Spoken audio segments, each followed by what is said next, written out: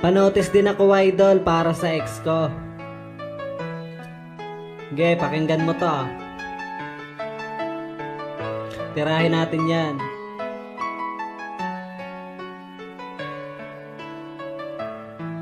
Haragan. Ex, kamusta na? Kilala mo pa ba ako?